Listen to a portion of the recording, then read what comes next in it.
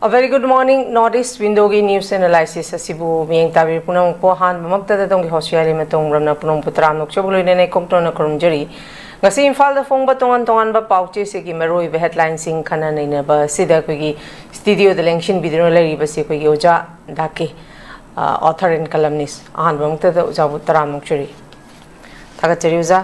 khoi khana nei na ba si hauting gi mangoi na miyeng tabi ri khoi puna muki mapam do jang tang masigi pauche sing maroi be headline sing asi pathok tuna thamjabagi khudong chaba tu logjage pnlan pauda law and order ke kulo tuna lairabra imphal airport ki chekpal manakta bom pokhai halamle me hum 2023 dagi hawrakiba manipur gi lan chahi ahum phara pasu inquiry gi report pikhalakadaba matam thengkhang mari rakta yeithokre pikhalaktri Sana Laipakta Chahi Hum Hokre, Lengak So Hum Sukre, Irangi Waroi Shindi, Purak Pangamdri, Me Hungi, Ningsing Tauram Manipuri Mapam Kayada, Pak Sana Pak Tok Nakre, Kokomi Gimiam Gimi Famna, Warip Taruk Lokre, Kongjang Hena, Kansila Kadauri. Nambol Maikaida, Miam Givereli, Amagaloinena, Atawasing Haile Katkre. Sanga Express ta lising aniga kunga humdo gi mega hum dagi hawrakiba langi matang da khana kre anti narco terrorism de haina lauthok pada yana kre airport manak ta pokhai kre KCP PS sina claim tarakli pongna famda miyam gi mifam da khongjang hena ka kansina ba warip lokre manipur masung ahum thokna thugai bagi wafam ama thuwa matamda thorak payana lei World Press Freedom Day Pangthokre Press ki Freedom da ikai khumna pham thoi Director Charanjit Haribasi khoigi tongan ba pauche sing maroi be headline sing aktani makha chathajaboina oza da laksarabada khoigi oza ngasi headline sing jing arangi khoigi thoiba conflict sigi chahi hum sukhibaga mari leina na masida yamba loin mak phongi masida khoina khana ba yare si lising aniga kunga humdo gi megi tang hum dagi hawrakhiba lan gi matang da hari basi khoi hari benumit simak anti narco terrorism de haina laukthok pada yana khre haiba warol amasu ngarang phamkhiba kokomi gi khoi gi mifamda ayaba su longna khre adudana tana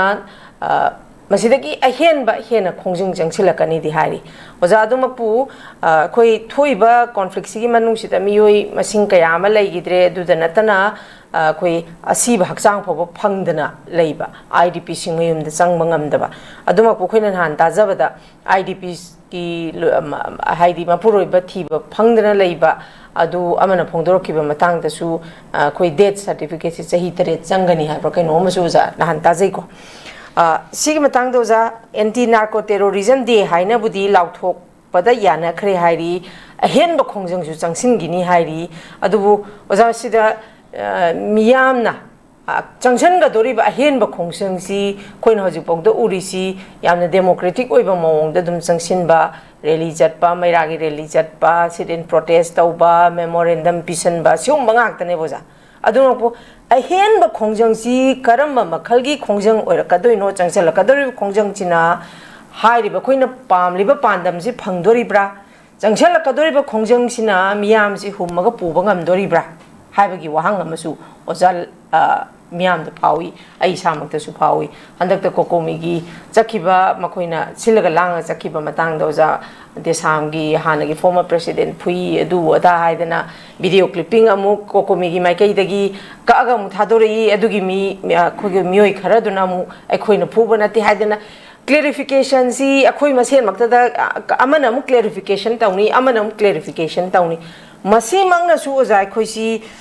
khongjang di jangsin gani ahen badi jangsin gani haba jangchu dum jangsin ba but kadai da nom lapses lady akhoisi karai da nom machi pundri haba simadi oza masi haijan haibada haiman ba thokla roi da ba yam achumba wafam ne haina su dum thamjage oza kari oza gi expectation da ahen ba khongjang ji kari ne haina lawdoino miyam homa pubangam doribra kari kamain thambini Ahan maktada notice window television gi ayuki news analysis miyeng tabi punang kono khumjari le masi ai tamna sum masi keno se ai gi perspective khitang thamna hona jage ko anti narco terrorism day haina lauthokpada yana khre ai kokomina sillaga people's convention ama pangthokpada iwa masanglenda warab do yana ngasi khabar dasma inare masigi matangda kitang thamjau matamda masigi wakhalon se ngasai gi hariba si moina international gi thakta UN nona masi lauthoknabagi pandam ho yauna mo chenghen ngani haibani mai keno se adugi potu madugi oiboi da bang bangam da baiduna akoi gi hona bagi natraga akoi gi posigi makha pole adu masigi posi mani bugomena thamgiba mani bugomena thamgiba potsi kamai toge thoiba lana si kangluki irang nate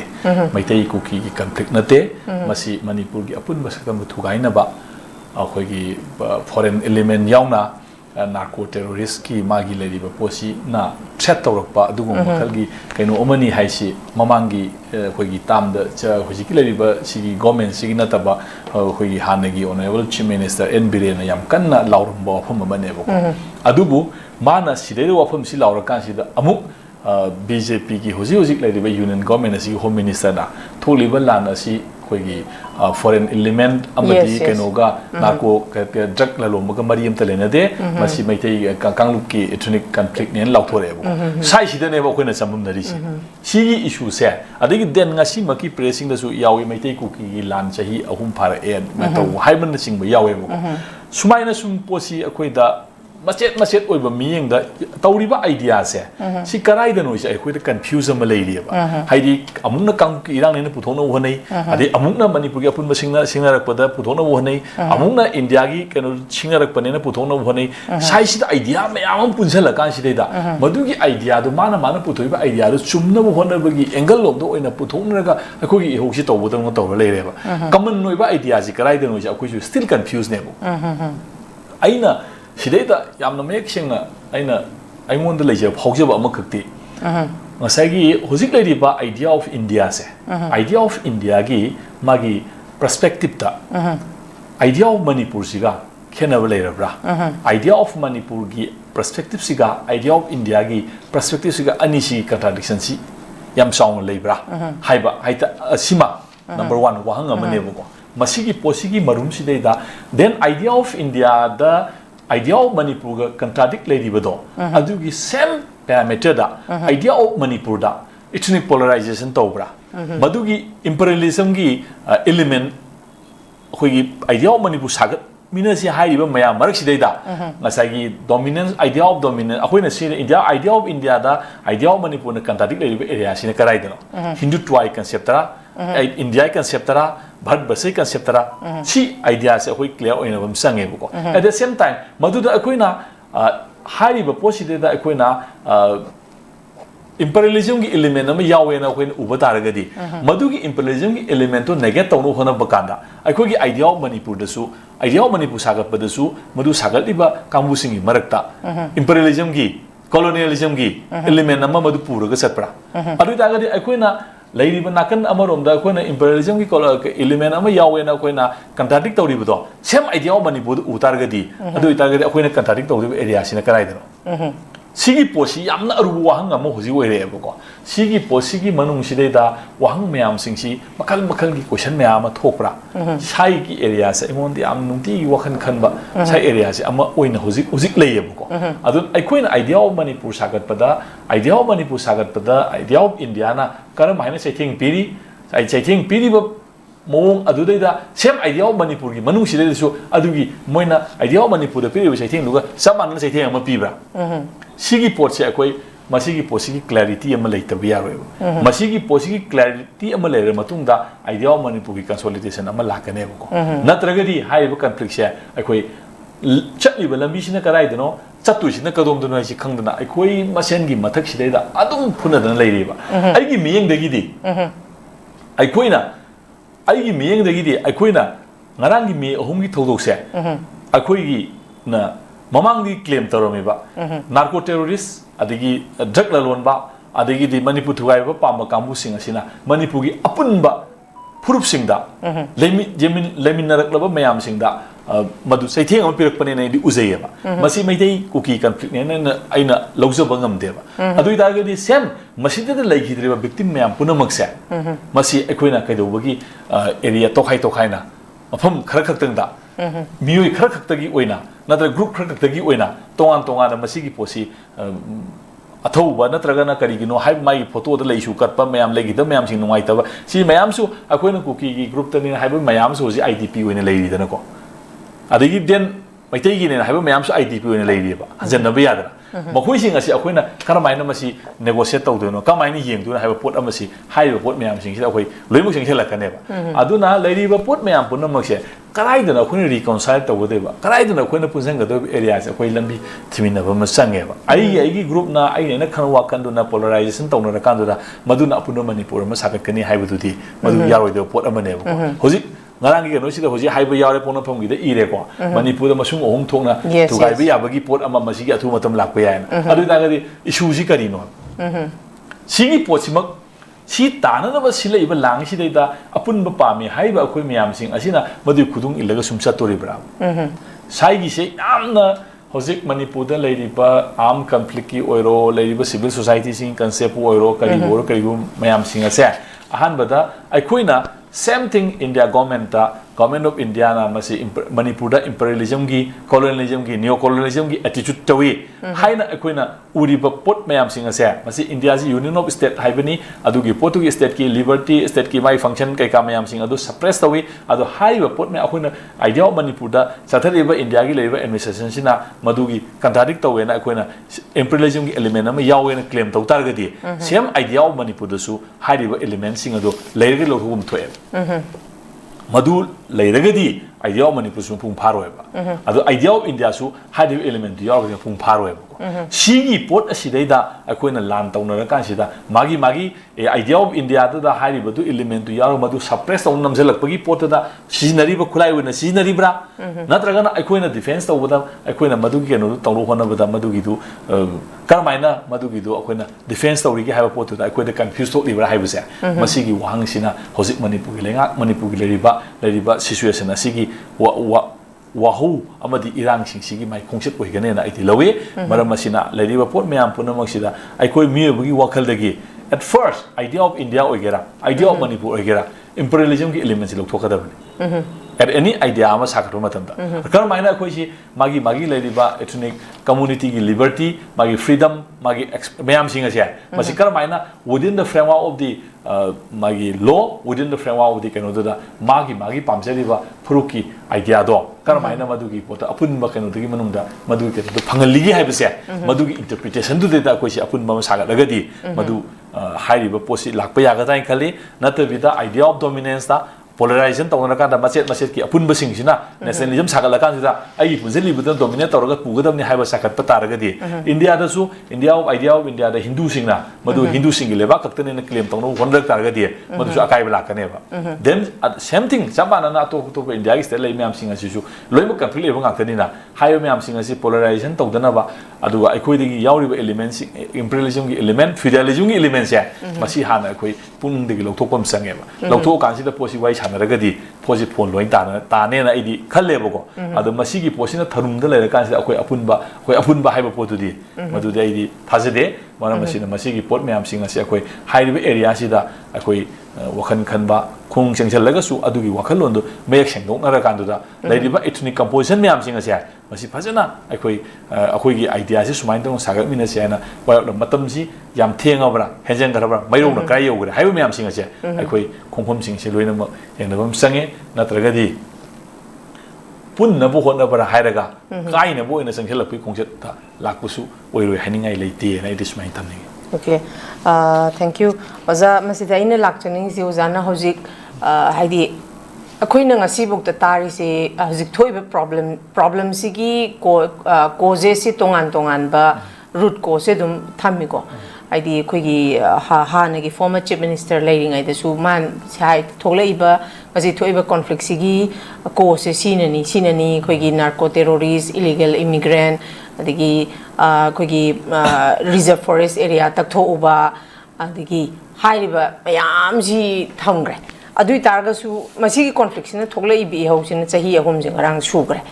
adubu ozana hoji tongan ba khoigi laiba idea of Manipur ga idea of India ga gi si the contradictory lairabra kholabra haidana yengba ya ba perspective perception se ozagi oiba mot se thambiriba aduma koiraga su miyamna su ihau se kanna hauriba solution ji phangnabagi damakta adu oiba taraga su ngasi phawba lairiba khoigi representative singji karisu nachungdana magi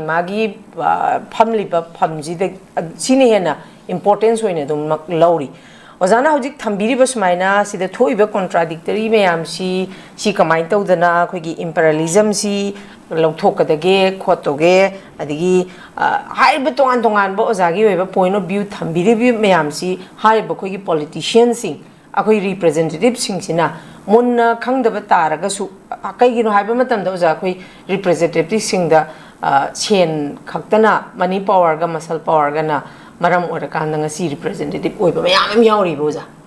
constitution karino munna khangdaba adagi thoiba kaino si karino munna khangdaba duiba taraga su magi tonganba advisor kari kara happy ba aduiba taraga di oza sumaina tawdana thoiba irang sigi waroishina ma purakpasi makhoigi responsibility ni haibese khalagadi kari haini magi lairiba sen khaktana masal power na karak po itaraga su magi advisor sing ji su thoiba conflict sigi solution ji haidi akhoina su idea of manipur da base tarakanda si kari khanthapam thoi kari haidi punama yengbada manjala ise adumak magi lairibe advisor sing sisu adum kanaba khara phangnabagi dama idea of manipur da base tauraga manipur gi solution ji purakpagi matang da responsibility si irau laudrabra kok si thadadra habagi wahang amaga khaksu za adum thamoi da phauze sing matang si diuza kari kamai thamini तो मसीने हाइजेरी से होजी idea ओ मणिपुर सागत से हाइबो ममांगी लेरिबो government का सिदा कोइ दुम येंबे याबा ममांगी government ता लेरंबा कोइ ऑनरेबल चीफ मिनिस्टर इन बिलियन थमंग वाफम से टोटली होम मिनिस्टर ने रिजेक्ट तौगी आइडी मागी ओपनली nego मीडिया दा लोइ लेना बंगातनी क्लेम लेना आतनी सोना कंदना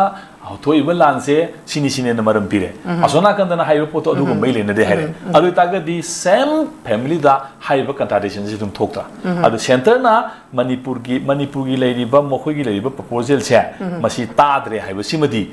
अखोइना हाइबो पोतुदा दुम उग्रेबको विदिन द पार्टी ओरगसु अदु तागदी आइडिया ऑफ इंडिया की इंडियन स्टेट की तोंगांबे स्ट्रेटजी म लेजेबा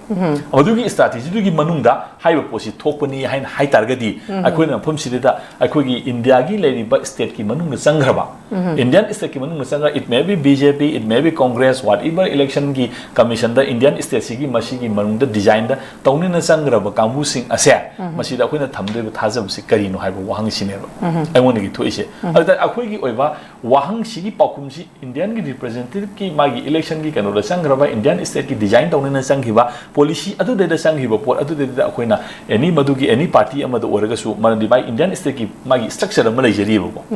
डिजाइन अम लेजरीबा मागी इंडियन स्टेट सिगी मा सेमनना मा फन्न होनबदा अम लेजरीबो अदु दे आइडिया ऑफ मणिपुर लेरिबा मयाम सिंग असिना कंट्राडिक्ट तौरगदी अखोइना मदु कंट्राडिक्ट तौरगदी within the framework to the तौबददी यारोयबा आइडी अखोइना रिप्रेजेंटेटिव की थ्रू दा एमएलए की थ्रू दा हाइबो पोतु मरमदी when conflict arises between state and the centre will prevail हाइबनेबा कॉन्स्टिट्यूशन इरिसे India is a union of state हाइरगसु unitary in spirit federal in structure हाइबनेबको लेबो पोजि ऑलवेज सेंटर की लेरिबा डोमिनेंसी मखादा लेगदौनेबा एनी इंडियन स्टेट सिंगसे तौबदबु लेरिबा स्टेट की मनुंग दुदैदा कंट्राडिक्शन थोकदबा आदि कंट्राडिक्शन लेतबिदा स्टेट तो याम कन स्टेट नो लेतारगदी आदि मनुंग दुदा मागी एथनिक की लेरिबा करी की लेतारगदी से मागी लेरिबा ऑटोनोमी की लेरिबा पोतु मदु अदा हाइदी मदु इंडिया की वेलफेयर की दमकदा तौबा कांदो इंडियन स्टेट ना डिस्टर्ब तौबा ngамदे हाइबि वाखक्तरिनेबा whereas इंडिया की अपुनबा इंटीग्रिटी दा इंडिया की अपुनबा कनो द मखोइना चिंगनरगदी हाइबि स्टेट तो द मोने any kind of law any kind of कनो सि लोइ तौबा ngамमेबा साइडी पोसिदनेबा अखोइ द होजिक लेरिबा खुदोंथिबा मयाम सिंगसे अदुना अखोइगी मणिपुर की लेरिबा पोट मयाम सिंग असिदी इंडिया दगी माना तोके इंडिया दा यारोय हाइबगी चौबा इहो अमा कोंजेला इन 2029 दा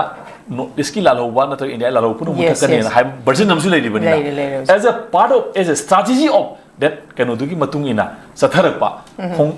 खोंथांग अमने ना अखोना लौदबसु यारोयबा लेरिबा पोट मयाम सिंगसिदा अदुना हाइबा पोट मयाम सिंग असि लेबनिना अतई स्टेट का इंडिया की मणिपुर की स्टेट का लेरिबा पोट मयाम सिगी मागी फेनोमेनन मागी स्ट्रक्चर मागी हिस्टोरिकल कनो लिगेसी मैम खेनबनिना मसी मोइना मखोइसु मुन नैना कानसिदा करमाइन चाथरा कानसिदा करमाइन केदोगदगी हाइब पोसे मसी होनर इनेबा अदुलेदा हाइदिबा एरिया पुनमक्से मणिपुरदगी तोंगान इंडियादगी तोंगान तानबा ताबा मिसिंगसिसु लै इंडिया मनुंग अदुम यावनिंगबसु लै लैदनको तो सिगी मयाम मरक्सिदेदा मखोइना कुलाई ओरगा हाइदिबा पोट इलेक्शन हाइबा केनोसिमा थमजेला कानदुदा अदुम साननिंग मोंग सानबई वानेबा आइकोइना हाइदिबा मणिपुरगी अपुनबा लैरिबा अखोइगी लैरिबा सकम ममा सागतपगी मणिपुरगी नुसिनबगी केनोसिदी आइकोइना ट्रू रिप्रेजेंटेटिव एक्सपेक्टेशन तौबुदी अखोइ कैसु उपाय लैतेबा मरमदी मधु मतमतंगी मोइना खरा इरा मतम खरा मसिदी खरा परि खतम तपथजेन अदुना अमनेबको अदुगा हाइबसिंग असिदी एनी पॉलिटिकल पार्टी ओइगरा एनी केदोगरा मरमदी मकोइदी इंडियन स्टेट डिजाइन तौबुदी यावग्रबनेबा अदु इंडियन स्टेट डिजाइन तौबुदी यावग्रब कामुसिंग अदो अखोइना अखोइगी न तोगाना येंगबा यारोय अखोइगी न तोगाना येंगतागदे अखोइगी तोगानबा मागी स्ट्रेटेजी अमा चंगेबको अदुगी पोतुगी मनुंगदुदा मकोइदे एक्सपेक्टेशन थमगा अखोइगी सोल्यूशन से थाजर ओइरदो पोट अमनेबा अखोइगी पीपल की लेवल की होना जरा ओइगदौनेबा अखोइगी पीपल की लेवल सिदा अखोइना करमाइ होनरिगी हाइबो वाहंगदुनेबा अखोइना इंडियन पॉलिटिकल सिस्टम द संग्र मिसिंग ताइना लेरेबको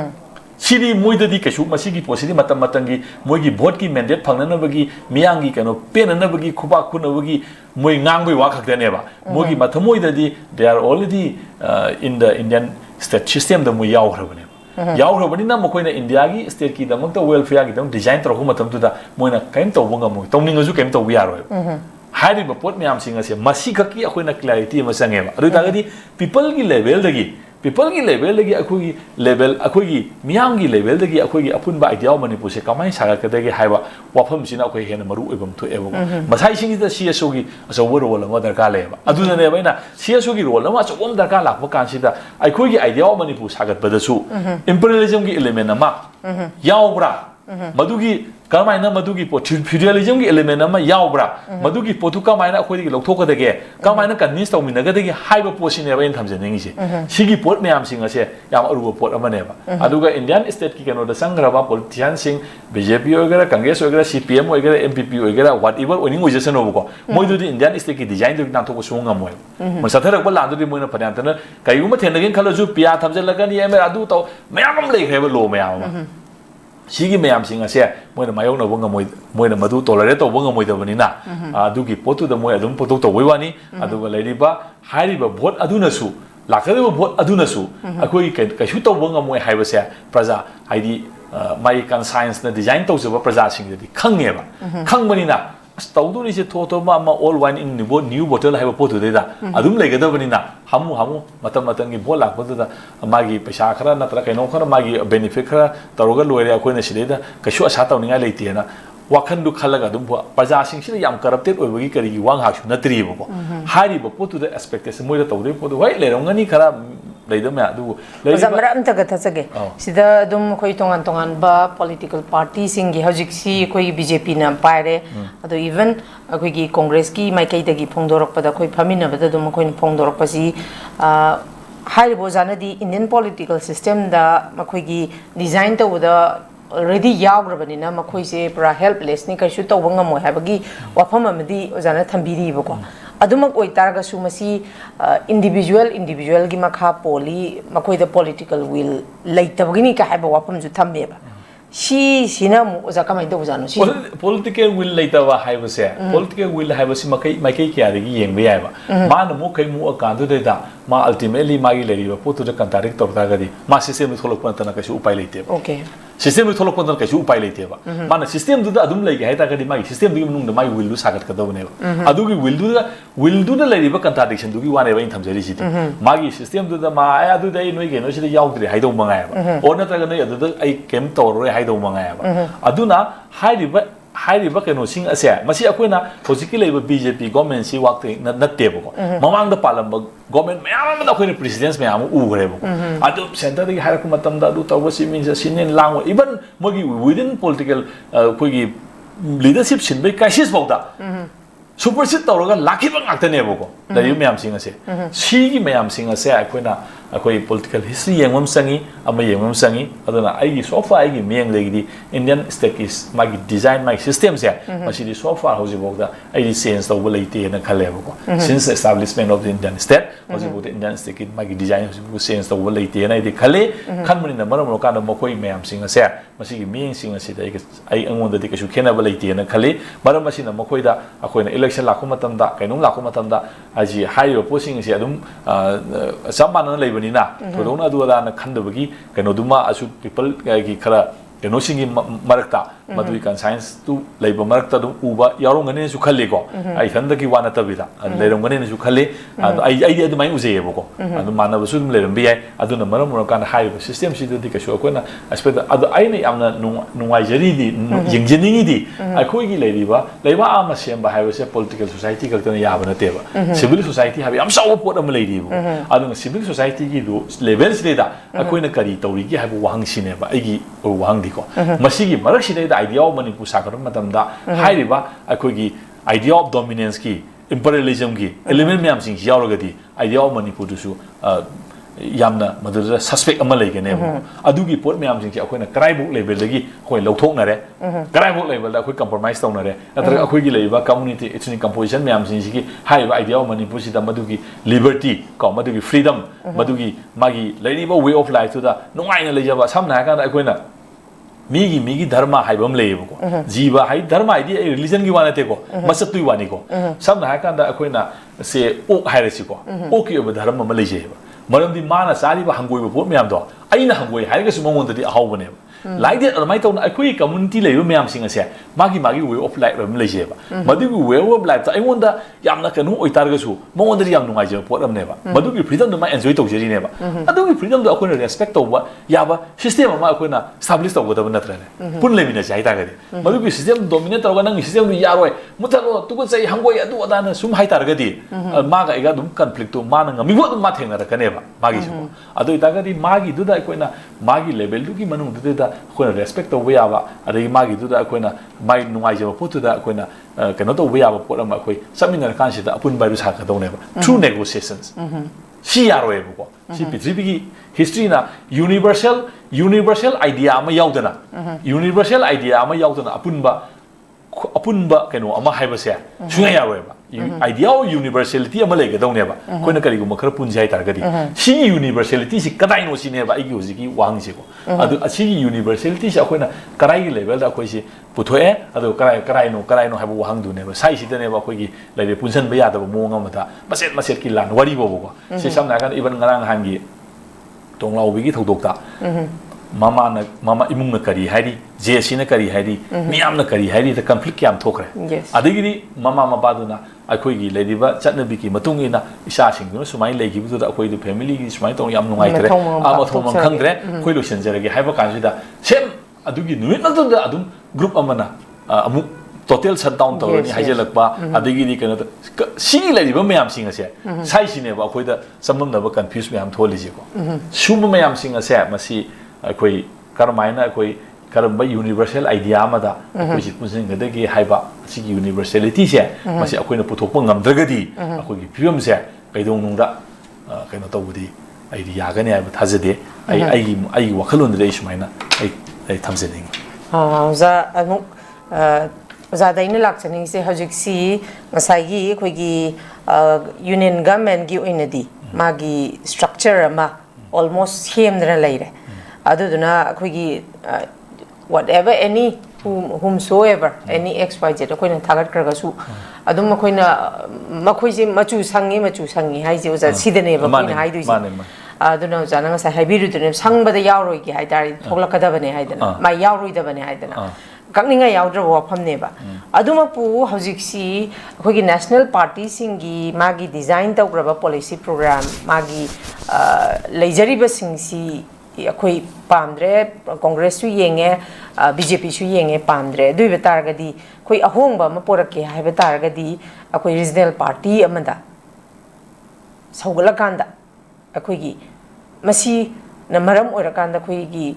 lebak ta thoiba conflict si aji phagatra haiba gi expectation miyamna amuk laiba sigi matang da di za khoi si lakadru election si dang yenga sebuko regional party si the support tawdana akoi chief minister is a regional party na oire na khalase boja si matang de teuza kari expectation ahong something change kari gumba ahong bota lakane ha gi thaja bas luri de link ka do ba sengo do regional party do maduna idea of manipur universality je lady ba puru khudi makta madu spread to banga madra hai wang sine buko luri idi haidi sing da su magi ethnic the base of political party me amle ai group me amle buko adugi me am sing adudi makoi sing adudi kamaina akoi punsen ga dege makoi sing adu kamain relation lege dege adugi idea of universality du kadai no se for example akoi gi sinai da lady ba se samna ka regional party malin khalen khalasi se regional party sing asina akoi si manipur si da representative tara de na ngamaktre ba for example lady ba situation me am sing asina mai gi keno me am sing asida ta adugi ngamaktragadi makoi da government asi sem ngamgadra yes number gengi matungina lady ba put me am sing asi yam akoi na puan man bai wane boko politics sai bugi keno si lak ya kupthara kan da yam masi gi bera lakani number game lakani politics me am lakani then adugi mathakta manipur gi lady ba hojiki economic condition kai ka me am sing asina akoi di dependent nature ma akoi da establish to urabane dependent nature ma establish to urabane boko economic my survivability ki matungina india gi le budget depend toraga adi manipur gi le contribution sing is ayam masing asina manipur gi financial policy manipur gi economic growth policy le resource mobilization me am sing ase pura puri kari to tu no ji khangandana lakhar bane bako adu ta ga di le ba comment tu paisa yaudna salai ba yada ba adi gi le ba economic gi film phata di salai ba yada bani na center ga phom mai le traga di posting adu ta tawra kada ba magi मैम लेखरेबको अदुई consequence मैम हिन कम my उन दोरी हाइसे अखोई the people की लेवल ले पांग आंगबुयानी पॉलिटिशियन सिंग दी मदु लोई मनु खल ले रंगने लेबाक सेम पकान कमाई तो गदेगेना होजि रीजनल पार्टी खरा तौरें खलोबा मोय अलायंस याउदना नत्रगा सेंटरी केनो दु याउदना मोय yes ngomgadra aduna maram adu khudong cha maloroga adu thugaira neboko sai sidane ba koina idea of universality ama manipur gi oiba idea of manipur gi universality ama leiba apunba yamna pangal kanba structure ama da se for example yam kalamba ko yam sathige hanak evidence ama yengjege haijege boko bihar da tam tararak chief minister oraba nitish kumar do lokthokre boje yes chief minister wen wasak lawini chief minister wen lokthokre ba magi do ZDU na Bihar the base of your political party amane boko hoji Mamta Banerjee si kayam sathi na ma hoji kayam tin threat le reo je wari bobo sigi mayam singa se akoi adum akoi gi manipur to khroba sawra ba India gi state mayam singa si da le ba UP da matam sangna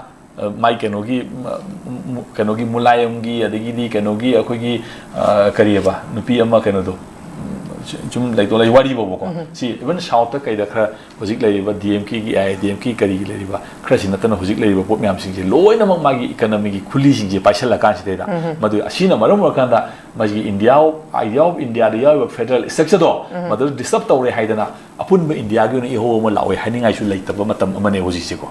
lai ba pop myam sing ase ana masi akoi matam gi matung ina magi posting ase adum yengba tabani ngai ba tabane ba ko adu ga lai ba pop myam sing ase da akoi apikpa state amoi lejeriba manipur gumba leiba ethnic su composition su yamba mi su idea su yamba phamsida akoi yam luba situation amada akoina mayok nari boji se ko sigi political keno se akoi vision je koi di amna confused over area ni machina confused over political vision gi confused over don tawjara ga ju akoi gi idea of manipur city kai dan bagi dan mata akoi gi civil idea of manipur the base of civil society ama civil society gi idea ama akoina hojik se masigi posi akoi myam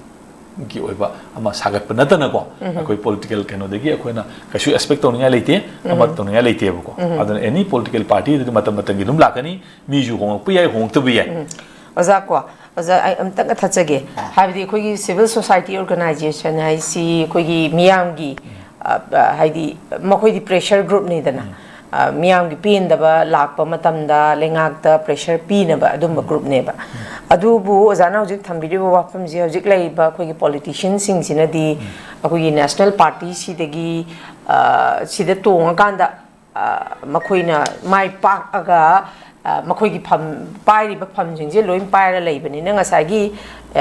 ꯍꯥꯏꯔꯤꯕ India ꯒꯚꯔꯟꯃꯦꯟꯠꯀꯤ design ꯇꯧꯕꯗꯨꯗ ꯂꯣꯏ ꯌꯥꯎꯈ꯭ꯔꯕꯅꯤꯅ ꯃꯈꯣꯏꯗꯤ ꯍꯦꯜꯞꯂꯦꯁꯅꯤ ꯈꯨꯠ ꯊꯥꯔꯕ ꯀꯥꯡꯕꯨꯅꯦꯕ just ꯗꯃꯤ ꯍꯥꯏꯁꯦ ꯑꯣꯖꯥ ꯑꯗꯨꯃꯛꯅꯦꯕ ꯑꯗꯨ ꯑꯣꯏꯕ ꯇꯥꯔꯒꯗꯤ ꯍꯧꯖꯤꯛꯁꯤ ꯃꯁꯤꯒꯤ ꯑꯑꯣꯟꯕ ꯃꯌꯥꯝꯁꯦ ꯄꯣꯔꯛꯀꯦ ꯍꯥꯏ ꯇꯥꯔꯒꯗꯤ ꯑꯩꯈꯣꯏꯅ ꯊꯥꯖꯕ ꯊꯝꯗꯣꯏꯁꯤ ꯑꯣꯟꯂꯤ ꯁꯤꯚꯤꯜ ꯁꯣꯁꯥꯏꯇꯤ ꯑꯣꯔꯒꯅꯥꯏꯖꯦꯁꯟꯁꯤ ꯈꯛꯇꯪꯗ ꯑꯣꯏꯒꯗꯣꯏꯔꯥ ꯍꯥꯏꯕ ꯋꯥꯍꯪꯁꯤꯃ ꯑꯗꯨꯗꯒꯤꯗꯤ ꯑꯃꯨꯛ ꯁꯤꯚꯤꯜ ꯁꯣꯁꯥꯏꯇꯤ ꯑꯣꯔꯒꯅꯥꯏꯖꯦꯁꯟꯒꯤ ꯏꯆꯤꯜ ꯏꯅꯥꯎꯁꯤꯡꯅ ꯍꯦꯛ ꯐꯣꯡꯗꯣꯛꯄꯤꯔꯛꯄ ꯃꯇꯝꯗꯁꯨ ꯑꯦꯅꯤ ꯑꯣꯖꯥ ꯑꯩꯈꯣꯏꯅ ꯇꯥꯕꯁꯤ ꯃꯤꯌꯥꯝꯅ ꯐꯣꯡꯗꯣꯔꯒꯁꯨ ꯄꯦꯟꯗꯕ ꯔꯦꯁꯄꯣꯟꯁꯤꯕꯤꯂꯤꯇꯤ ꯈꯨꯗꯤꯡꯃꯛꯁꯤ ꯂꯩꯉꯥꯛꯅ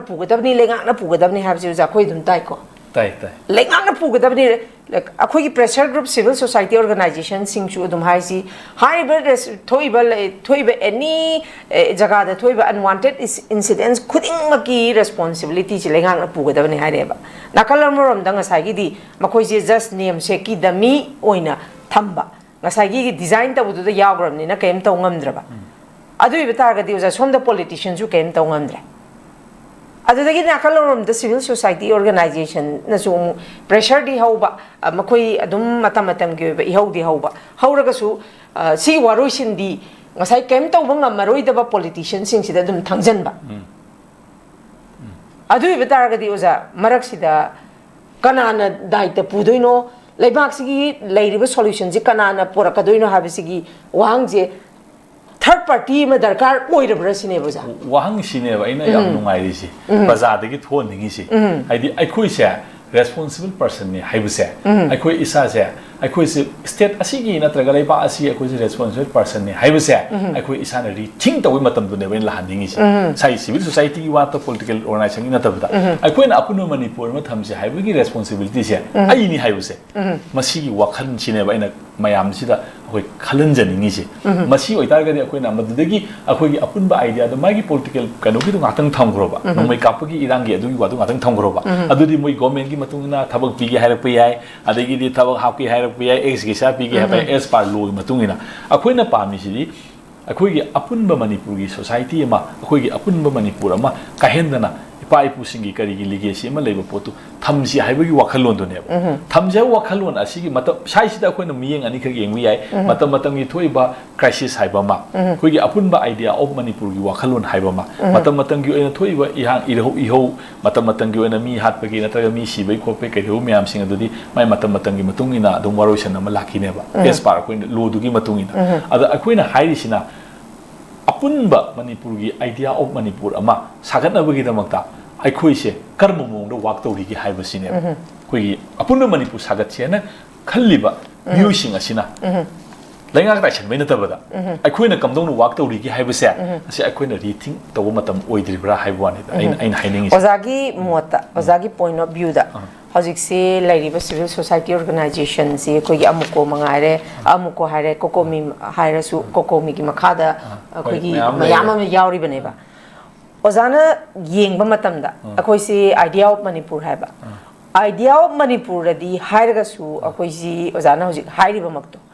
ꯑꯩꯗ ꯑꯥꯏꯗꯤꯌꯥ ꯑꯣꯐ ꯃꯅꯤꯄꯨꯔꯒꯤ ꯋꯥꯈꯜ ꯆꯦꯜꯂꯕ꯭ꯔꯥ ꯍꯥꯏꯕ ꯋꯥꯍꯪꯁꯦ ꯑꯣꯖꯥ ꯍꯪꯕ ꯌꯥꯕ ꯋꯥꯍꯪꯅꯦꯕ ꯃꯁꯤ ꯂꯩꯇꯕꯁꯤꯅ ꯃꯔꯝ ꯑꯣꯏꯔꯀꯥꯟꯗ ꯑꯩꯈꯣꯏꯁꯤ ꯑꯣꯔꯒꯅꯥꯏꯖꯦꯁꯟ ꯁꯤꯚꯤꯜ ꯁꯣꯁꯥꯏꯇꯤ ꯑꯣꯔꯒꯅꯥꯏꯖꯦꯁꯟꯅꯁꯨ ꯍꯨꯝꯃꯒ ꯄꯨꯕ ꯉꯝꯗꯕꯒꯤ ꯑꯆꯧꯕ ꯀꯣꯁ ꯑꯃ ꯑꯣꯏꯒꯗ꯭ꯔꯥ ꯍꯥꯏꯕꯒꯤ ꯀꯩꯅꯣꯁꯤꯁꯨ ꯑꯣꯖꯥ ꯁ꯭ꯋꯥꯏꯁꯤꯗ ꯂꯩꯔꯦꯕ ꯑꯗꯨ ꯑꯣꯏꯕ ꯇꯥꯔꯒꯗꯤ ꯑꯥꯏꯗꯤꯌꯥ ꯑꯣꯐ ꯃꯅꯤꯄꯨꯔꯁꯤ ꯆꯦꯜꯂꯒꯦ ꯑꯥꯏꯗꯤꯌꯥ ꯑꯣꯐ ꯃꯅꯤꯄꯨꯔ ꯆꯦꯟꯕ ꯁꯤꯚꯤꯜ ꯁꯣꯁꯥꯏꯇꯤ ꯑꯃ ꯍꯥꯏꯗꯤ ꯌꯥꯝꯁꯨ ꯌꯥꯝꯃꯦ ꯑꯩꯈꯣꯏꯒꯤ ꯁꯤꯚꯤꯜ ꯁꯣꯁꯥꯏꯇꯤ ꯑꯣꯔꯒꯅꯥꯏꯖꯦꯁꯟꯁꯦ ꯌꯥꯝꯃꯦ ꯑꯗꯨ ꯑꯣꯏꯕ ꯇꯥꯔꯒꯗꯤ ꯑꯥꯏꯗꯤꯌꯥ ꯑꯣꯐ ꯃꯅꯤꯄꯨꯔꯁꯦ ꯑꯣꯖꯥ ꯑꯩꯈꯣꯏ ꯍꯥꯟꯅ ꯇꯥꯔꯝꯕꯗꯒꯤ ꯍꯧꯖꯤꯛ ꯌꯥꯝ ꯊꯤꯅ ꯍꯦꯜꯂꯦ ꯇꯥꯕꯁꯦ ꯑꯗꯨꯕꯨ ꯑꯥꯏꯗꯤꯌꯥ ꯑꯣꯐ ꯃꯅꯤꯄꯨꯔꯁꯤꯗ ꯕꯦꯁ ꯇꯧꯔꯒ ꯃꯤꯌꯥꯝꯒꯤꯗꯃꯛꯇ ꯉꯁꯥꯏꯒꯤ ꯑꯩꯈꯣꯏꯅ ꯍꯥꯏꯔꯤꯕ ꯈꯨꯗꯤꯡꯃꯛꯁꯤ ꯄꯣꯂꯤꯇꯤಷಿಯꯟꯁꯤꯡꯁꯤꯅ ꯀꯣꯟꯁꯇꯤꯇ꯭ꯌꯨꯁꯟꯒꯤ ꯃꯈꯥꯗ ꯂꯣꯏꯅꯃꯛ ꯑꯑꯣꯟꯕꯁꯤꯗꯤ ꯄꯣꯔꯛꯀꯗꯕꯗꯨ ꯄꯣꯔꯛꯇ꯭ꯔꯕꯅꯤꯅ ꯉꯁꯥꯏꯒꯤ ꯐꯦꯗꯔꯦꯜ ꯁ꯭ꯇ꯭ꯔꯛꯆꯔꯗꯨꯗ ꯉꯁꯥꯏ ꯕꯥꯏꯟ ꯇꯧꯔꯒ ꯃꯈꯣꯏꯗꯤ ꯅꯥꯟꯊꯣꯛꯑꯒ ꯄꯨꯟꯓꯜꯂꯒ ꯂꯩꯈ꯭ꯔꯕꯅꯤꯅ ꯑꯗꯨ ꯑꯣꯏꯇꯥꯔꯗꯤ ꯑꯥꯏꯗꯤꯌꯥ ꯑꯣꯐ ꯃꯅꯤꯄꯨꯔꯁꯤ ꯍꯥꯏꯗꯤ ꯍꯥꯏꯔꯒꯁꯨ ꯑꯩꯈꯣꯏ ꯁꯥꯒꯠꯄ ꯉꯝꯗ꯭ꯔꯤꯁꯦ ꯁꯥꯒꯠꯀꯦ ꯍꯥꯏ ꯇꯥꯔꯒꯗꯤ ꯑꯣꯖꯥꯒꯤ ꯄꯣꯏꯟ ꯑꯣꯐ ꯚ꯭ꯌꯨꯗ ꯀꯔꯤ ꯃꯊꯧ ꯇꯥꯏ ꯀꯔꯤ ꯀꯃꯥꯏꯅ ꯇꯧꯕ ꯃꯊꯧ ꯇꯥꯏ ꯍꯥꯏꯁꯦ ꯑꯣꯖꯥ ꯑꯩꯈꯣꯏ ꯄꯨꯟꯕꯁꯦ ꯉꯝꯗ꯭ꯔꯦꯕ ꯑꯣꯖꯥ ꯑꯍꯥꯟꯕꯗ ꯑꯩꯈꯣꯏꯒꯤ ꯂꯩꯔꯤꯕ ꯃꯅꯤꯄꯨꯔꯗ ꯌꯥꯎꯔꯤꯕ ꯑꯩꯈꯣꯏꯒꯤ ꯂꯩꯔꯤꯕ ꯃꯅꯤꯄꯨꯔꯗ ꯑꯩꯈꯣꯏꯅ ꯁꯥꯒꯠꯁꯦ ꯍꯥꯏꯅ ꯍꯥꯏꯔꯤꯕ ꯃꯥꯒꯤ ꯂꯩꯔꯤꯕ ꯑꯦꯊꯅꯤꯛ ꯀꯝꯄꯣꯖꯤꯁꯟꯁꯤꯡ ꯑꯁꯦ ꯃꯁꯤꯗꯩꯗ ꯉꯁꯥꯏꯒꯤ ꯂꯩꯔꯤꯕ ꯑꯩꯈꯣꯏꯒꯤ ꯃꯆꯦꯠ ꯃꯆꯦꯠꯀꯤ ꯄꯨꯟꯁꯤꯟꯅꯔꯤꯕꯁꯤꯡ ꯑꯁꯤꯅ ꯗꯣꯃꯤꯅꯦꯟꯁ ꯇꯧꯅꯤ ꯍꯥꯏꯅ ꯑꯀꯤꯕ ꯑꯃ ꯐꯥꯎꯍꯜꯂꯤꯁꯦ ꯃꯁꯤꯒꯤ ꯐꯤꯌꯔ ꯁꯥꯏꯀꯣꯁꯤꯁꯁꯦ ꯃꯁꯤ ꯅꯥꯟꯊꯣꯛꯅ ꯃꯊꯧ ꯇꯥꯏꯌꯦꯕ ꯅꯠꯇ꯭ꯔꯒꯗꯤ ꯑꯗꯨꯗꯩꯗ ꯃꯥꯔꯤ ꯑꯗꯨꯝ ꯇꯧꯔ ꯂꯩꯅꯦꯕ सिगी पोसिंग असे सिगी पोसिंग असे कोई मसाद लेरिबा फियर साइकोसिस असे मतम संगदब पोने बको मतम याम संगदब पोनी कथोकप म संगी वारी बको अदगी देन मसिगी दमक वाक वम संगी मसि थाजबसि पोरको मथौ ताय बको होजि लेरिबा पोसिंग असे होजि सिंग दा हाइरे मयामा कैदों नुंदा सिंगी लम अमत मैथै निंथौगी मखाद लेरम देरा मयाम हाइरे इनी को होजि मयाम सिंग असे सि ओइतारगदि कमाइ तौ तारे सिगी मयाम सिंग असे अदु तागदि मसिदैदा मखोइना अखोइसे फुदना सैदना काउदना थिन्दना मोइ मतम पावर पाइङे तौरमबनी अदुनेना मयाम अदुगी रिएक्शन मयाम होजि थोलइनेबो सि कमाइ थिंगना तारे सि ओइतारगदि अखोइना करमबा आइडिया दा अखोइ मणिपुरसि संगनी हाइबना सिंगबा अखोइसे चुमना ओपन ओइना ngangnaba yadaba mayam su lakani ko ade अखोइ मसिंगी पुंगदा होदोकनबा मथौ ताबा mayam su लाकनेबो को सि मयाम मा लेनम मतम अमदा मणिपुर कछु कोई अदुम चिंगमीना पाउंगली सांगना चीफ मिनिस्टर ओइगी को आलिमुद्दीन चीफ मिनिस्टर ओइगी अदगी ओजा अखोई ओजा यंग मास्टर सैजान अदुम ओइगियबो सि मयाम Singhji होजि अदुगी कनोदु थाजबदु होजि लैबा ngamiब्रा ngamdrabra si wang mayam thoebो को अदुदैदा लेरंबा मणिपुर आइडिया मणिपुर की लेरिबा हलम मयाम सिंग अदुना मदुदा कछु रिसांगना सिमिनिस्टर ओइग्रे सिंगमिन ओइना कछु हाइदेबो को अदिगिदि आलिमुद्दीन सिमिनिस्टर ओइग्रे मुस्लिम न ओइग्रे क पांगन ओइग्रे कछु हाइदेबो को दु मणिपुर मसाम न ओइ होजिंगना अदुगी कनो मयाम सिंग दु लोइनमक कनुम तौनर बदौना लेतना को लाइबा पोट मयाम सिंग असे मसिगी पोट सिंग सि करावाइदे सोइगिबनो से कोइ थिबम संगेबो को थिर मतुंगदा आइडिया मणिपुर से तौसि हाइतारगदि तौरो हाइगदि खंगद्रे को तौरो हाइगदि खंग in the name idea Manipur दा आइना राजभोगसानी हाइबगी वादु लेरगदि खंगद्रे अदाइ दुदि आई याउजद्रे वरि बबो आई खंगजद्रे दुमदि को आइडिया मणिपुर से तौसि हाइतारगदि तसेंगना अखोइगी लेरिबा पोट मयाम सिदा मसादु दा आइडिया मणिपुर लेबम संगेबो मी मसादु दैदा अदुगा मदुगी मानो वखलोंदो तमना तमना मदु संदोकनो संगेबा आइडिया मणिपुरी वाजिंग आना बकांदा आइगोंदा होरेन नुंदांग थ्रेट लाकपगी वा लाक्तारगदि आई कमाइना वा गांगनि नत्रगा आई कमाइ तौनि हाइबा मयाम सिंग से ओपन डिबेट अमा तौनबा याबगी स्पेस अमा लेबम संगेबो सि मयाम सि होजि फनायाम लेरगसु डिबेट तौबा यादे फियमदा होजि सि अखोइ लेबदौना को की तुजुं फावदौं लेनेबा मयाम लेरंगनेबो को सि मयाम सिंग सि कमाइना अखोइ लेगदगे हाइबा पुट मयाम सिंग से अखोइ लेनबम संगी इसादा यूनिवर्सलिटी अमा मेंटेन तौबम संगेबा अदु मेंटेन तौद्रगदि यारोय सिनि आइना अखोइगी लेरिबा ngasiगी डिस्कशन सिगी खुदोंग साबा लौजरगानसिदा अखोइगी लेरिबा मियाम सिंगदा अखोइगी लेरिबा आइडिया मणिपुर पामजरिबा मियाम सिंग असिदा आइडिया मणिपुर हाइबा मियाम सिंग असिदा मदुगी यूनिवर्सलिटी दो कदाइनो हाइबसे आइना खंगदबि ओरम बेयाइको मखोइना तौजे हारिबा मूवमेंट लाउरिबा आइडिया मणिपुर हारिबा कामुसिंग अदो मदुगी यूनिवर्सलिटी दुदा हाना अमुता मेक्सिंग थंबियु सिने आइना हाइजनिंगिसि ओजाना थंबी हाइदी आइडिया ऑफ मणिपुर से कोई ओजाना सु थंबी बदनी मियामना सु दुम खांगी मणिपुर से तारिबा कांगलुप ग्रुप सी ओजा कुंथ्रा गा तरु यामी ओजाना ngसाइ हाइबी बदुमाइना ओजाना हाइनदबदु ओजाना याम हाइनना चाबदो आइगोंददी हाइनदबदो ओजागिदी नुंगाइजबने हाइजे ओजा अमरोंदा याम चुमिने मसी लॉ ऑफ नेचर दा यावरबनेबा नंग ओजाना आइना सेमदोकप कैदोंगी दा ngमरोइदबनेबा अदु एरिया खरदा एडजस्ट तौरगा चमिनबगी वाफमनेबा ओजाना हाइरिबजे अदुना ngसागी डोमिनेंस हाइदी नाकलमरोंदा मसिगी इफेक्ट सी अखोइजी बिग ब्रदर मितै हाबा अखोइजी बिग ब्रदर की रोल नि लाइरिबा अखोइगी लाख खरसिगी मनुंगचिदा अखोइना बिग ब्रदर की रोल ने हाइदना पॉपुलेशन जे अखोइना खरा हेना यामलप लेबसना मरम ओरकांदा मसिगी इफेक्ट सिसु मितै दे हेना ताबसु ओइरमबसु याय हाइना खलेजा अदुइ बतारगदी ओजा हुजिक्सी अखोइना खनाबा यारिसी मतम अमदा ओजाना हुजिक पनबिबदो आइदी पाबुंग रिसांग सिंगना यखोइगी यंगमासो सैजाना अलिमुदिन ओइरिंगाइ मतमदा अदुगी कांगलोमना अदुगी ओइगरे हाइदना देगिदी इवन हौजी अखोइगी ओजा बिरेट अदुगा हौजी ओजा खेमचाना ओइबा मतमदा के हाइनी mayam lay tongan tongan ba phuruk ki sida khoisi maitai gi chief minister ka haiba gi wa am kha ka haini maitai centric oiba gi pot am khak chu tholak gi mami ji oza ui dena ko adu dana tana June 18 gi matam jong pusan je oza June 18 gi matam ji da haugi be I hau se oza maduda sigi phurup sina haure haiba lay gi de sigi civil society si hai sina haurak ba lay de koi yang kana kaino di oibena te duju khangawi mun ado za matam du da koi haidi without territorial limits se do za mioi taraga nipane legi drise ado haunaru banai dana haugi ba ado bu oza ngasi di civil society organization singna miyang wi damukta thogla ga miyam si mamai chummage haidana chummage haidana tongan tongan protest changchala pawba ngasi je khoi si ngasi haurani hayeng graph se jar handaba momentum se nimin nini yongna akoi id movement se changsin mangam dabagi kaino ma ka chulai je matam duga hauji ka khenari je oja kari adui matam du da leiba miyam singi mindset duga akoi gi khenar ba ani je kari na oidoi na haidi in matam dugi influencer haigadra hauji pudi koi social media da so hare influencer hare adu creator adu da mayam legre khenar je oza kari da khena bana oigani ha bagi oza matam du di ai matam du da I was in very much involvement in koi social civil kano sida yam kan matam du involved to matam oiri bo June 19 gi matam se koi yam kan ngasai gi 2001 gi ko masi kan na ko na active oiba students ki politics kari gi civil yam kan na engage to gi matam ne aseng badi hai matam general strike matam ne ba haidi matam du da amuko UCM matam du da UCM leitri ko UCM si kon la ka doi ne dri amuko leire di UPF adu ata mayam le ko mayam puna maksina hai matam si general strike ko matam ne ba haidi against the hai without territorial limits lo thu u hai da general strike cha thaw matam general strike thu gai ra ga ne ba la isi issue se amtang yeng biu ko general strike ko wi ne ba matam do id general strike ko wi manung do general strike tu thugai ga lai ne id curfew tham sun tem general strike thugai lai ne hai sin lo aduga assembly de attack to ru ri ne aduga minister singi quarter de attack to ru ri ne ba matam tu da lai ba pot tu di akoina without territorial limits hai ba pot tu na akoi manipur da kai ba mayam lak pe yai hai ba people gi masada phau ba sentiment tu na madu pukhala kan du da oigri ba saktam ne bu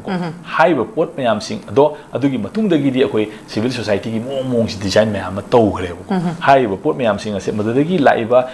mayam sing aduna kanam kana madu lit to de ba amu ko na to de UPF na to de lai ba matam da civil society mayam sing kanam ta lit to de ba mathan da mai kai de gi puna mak si hauna ra kan si da kana gi assembly manipur si India da yauroi hai ba gi firep tu ga cham ma da mong da ne ba lai ba payam si madu gi kanu du matam du da migi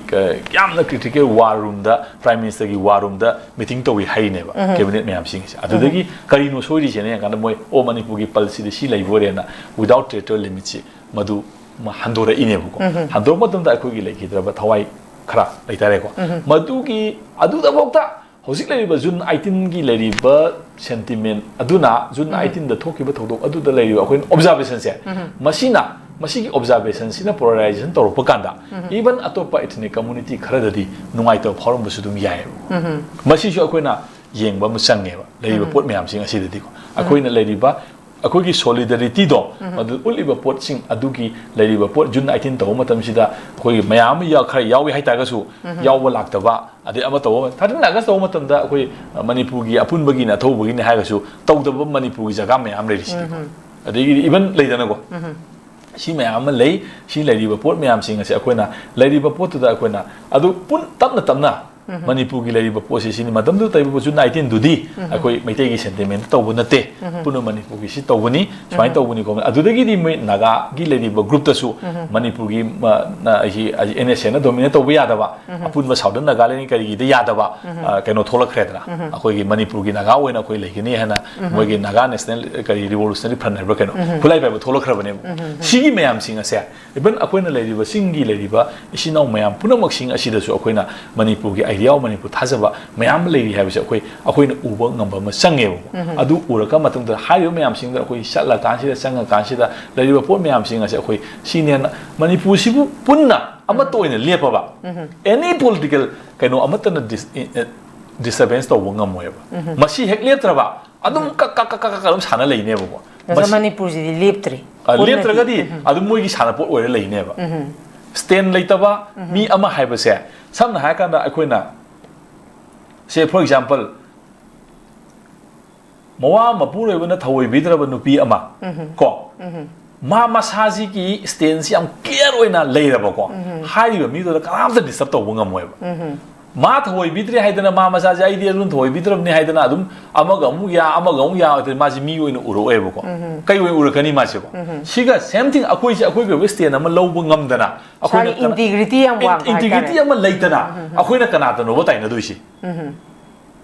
akoi gi integrity ama di chang drive leibam to kum di leibam chang drive adu gi mapum dai da ga di sona kan da yaw ge ra sona kan da yaw ge san mapum du na dum lega dong na traba mapum du gi marak sida leiba crack mayam sing asi khudong cha ba yeng ga re mina chang wasep thar iba thuga re mayam sing ase si gi mayam sing asi ni aina oza integrity mangchel lak pagi matang se ta sing ha kan da subam nom mam leitraba puk hang ga di mi integrity mangi sim su mangi ko za adu iba tar ga di oza khoi gi leiba ngasi akoi gi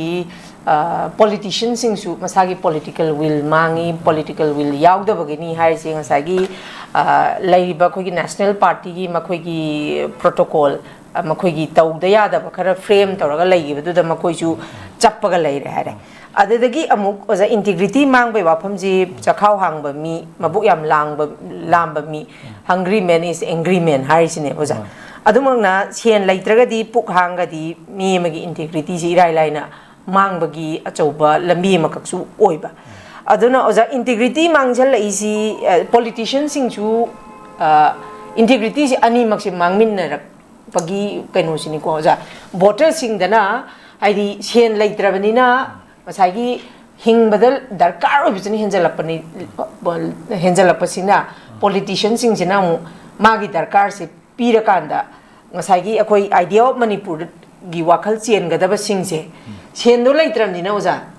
oza na aingonda ai darkar leiba matam da aingonda chen do pira gadi mateng ai awaba da mateng panga gadi ai chinje do men gi ni bosa aduna idea of manipur ji chen ge haraga su idea of manipur ji swai ji da mangre ba sida ina thang mong tang lei ko chumme ba ye le mana hairi sai sida ina aduna ahoigi aina sai sida pot ani ka khaibe ba amana means of existence haiba ma aigi integrity haiba ma aigi means of existence udi ai anywhere nang means amadi tawda ba yaroi ba aduna existence ki means ne ba aduga aigi integrity haiba sin tongan bam pot amane ba aina hana si ani se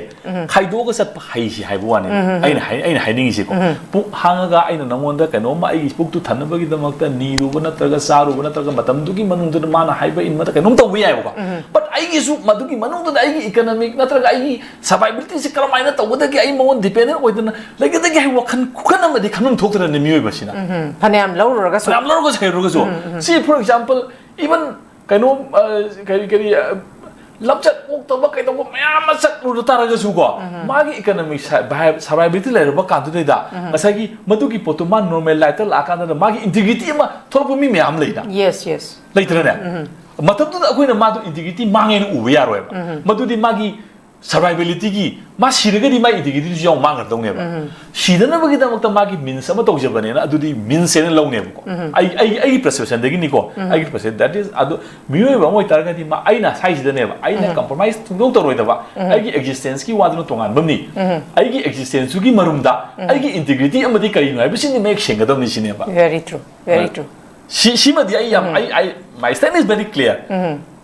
akoi su morong pa mayam ti nei MLA minister mayam lui nei ti nei ba ko madu ai gi hojik ai ba survivability gi issue mayam mai le ram ba but ai gi oi ba integrity ama tongana madu da compromise to raga di siju sijagra gi hai ba mioi ba amagi stand ama le bam to e ba ko madu gi stand du yang mangra di khangre madu gi stand du bok ti ai adu madi le mina si sine ba akoi gi miyam da atraga akoi ke no sida koina thamjeningi ba wakhan idea do sinida aduna idea se aigi existence ki min sama survival ki min sama adu aigi leiba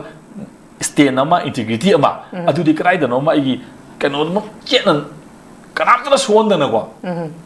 madu di leiba ma sangi nation ama hing chai hai tar ga di khoi gi kano ma lei hai tar ga di adu bo yauna compromise so ga di adu ma khoi existence le roi na mut khrani na za sidam lak chaning je yam interesting way nga si je za da ina khangjaning si hojik se za khoi si civil society organization je a na yagadra taram base mu a na tawse pen da badik b mu thole b jina mu yagadra tawdagi a ga b ga se mu si ga moi sem punjala ga yagadra na si ju mo hek workout torok ta ba swain tawdana mioi mari manga tara wakhal mana ba mi mari manga tara hek pulaga di dum civil society organization amadum form tawi koi ui adubu ngasai Hai basi form tawa matamda idea of manipur da base tawa so dum seme hoi sumain tawdana oza civil society organization se mushroom growth ni village kogi oza govindas na haibi gibido civil society organization noi han punjalo koi punjan badi arai bani ga haiba statement am kak ju tham gidana sida hai riba civil society organization sing sida oza na ngasai hang haibi gibida makoi da imperialism si yauraga salabra imperialism si lauthok padarkar oiribra haidi khara leiraga haidi e yam khala abni no za puju khangala ineba yam khale adudagi di makoina mamai chummaga puba ngambrasu ngambadi lairadana makoida oina hamuk station batek पैसा अदुना दु लौग्रवनी Adana दु लौग्रवनी अमुके कनोदी कोकोमेदी पैसा चाबनी अदुगिदी Adani Kine तौदना ओजा हजि clarification पीबसे खoi yam tadro tari sisina tasalakpasina maram orakanda ngasagi CSO yam khalapagi yam khali gai oza leibak sida peace lakani hena afaba porakani habagi thajaba leibra natragana CSO yam khalapagi cause maram se uza karina moina tawda ena tawdo pen da bada sida adum haibada akoi ideology di tongan ba wakhalon da tawraga su koi goal di amaka tane haibase adum za haidro koi haiba taeba hai yam haine haine yebuza sima tangse uza kari ka main thambini civil society organization hai masi sai se de academic kitang oiba area amala ebo ko ai na iba like ama mamangi the miam the civil society aduga khoi political society political organization and manipur haina article ma yawbani adai civil society have a concept ye horok ki sapsaba de nung ai ningchang bangam dre ko reference wena loi yawbani kano dagi west ki kano ama dagi magi movement si kamai la ke have kanda civil society organization ama leitargadi high riba organization dugi civil society ama leikene कोई civil society है का कोई लोइमक सी उइना कोई ना Ubdi लांगने बको civil society है तारगा दी any man establish तौरीबा political organization ओइगेरा अदेगी दी मागी non political organization ओइगेरा लालोबो ओइगेरा करी ओइगेरा any established any society it should have a civil society adugi civil society du masing sum yam khal adi magi leiriba civil society si masing yam anebo ko civil society organization yam ingi civil society masing yam anebo civil society amaga civil society amaga mano haiba yaroeba civil society manata gadi amatang leineba manada bagi neba civil society yamisi civil society organization yamisi gi maram di civil society manada baineba si amtang understand to view ko civil society si amatang leiraba adu tagadi civil society organization amatang leibe yaeba ko civil society si makhan yamaba ad magi civil society du ngak nabagi dum civil society organization am tholakane problem ama sai sida neba koi da problem lai si adu tagadi any established tawriba civil society khuding maki civil society amom leiraba neba adu gi civil society du gi dominance ta na lakpa neba lebak si kaiduri si lebak si kare ka duise ko haidi civil society ama yaudana civil society organization ama tholok pa yaro ebo ko aduna akoi da civil society cham lai ta gadi civil society organization cham tholok ka neba civil society si akoi na akoi puna maksi civil society na teba civil society hai targa di group ama mi ama dagi henba मियोई खरना पुंसे ललगा idea अमा थोगदी मदुगी idea दुगी protect तौनब लेरी अदुगी आइडिया दु सिविल सोसाइटी अमनेबा अदुगी सिविल सोसाइटी आइडिया दु प्रोटेक्ट तौनबगी दमकता सिविल सोसाइटी ऑर्गेनाइजेशन अमा लिंखलप याय मदु रन तौनब इन द पॉलिटिकल ऑर्गेनाइजेशन अमा लिंखलप याय बको असिगी पोसिनेब सिविल सोसाइटी कॉन्सेप्ट से अदुना सिविल सोसाइटी ऑर्गेनाइजेशन यामगदी लेबाक टुदे द सिविल सोसाइटी यामे हाइबनेबा सिविल सोसाइटी यामगदी अखोगी अपुन सिविल सोसाइटी जि कदाइनो अमत सिविल सोसाइटी जि कदाइनोबा सीनेबा अखोइना रिथिंक तौहनजनिंगिसे अदुना मसी आई केनो असिमक्ति आई केनो तौजद्रेबको आई केनो दुदेदा आई मदुगी केनो मयाम दु फजना आई डिटेल होइना याम फजना आई दुम नैनाबदा आई दुम याम सांगना दुम फजना मदुगी केनो दु आई नैनारगा दुम मदुगी केनो दु आर्टिकल ओनसु खबर द फोंगी अदुगा आइना लाइक ओइना फोंबदा सु मदु केनो मोइना यावबनेबको अदुगी एरिया दुम आई ngasi केनो हियाले मना पलकदा आइंगोंदा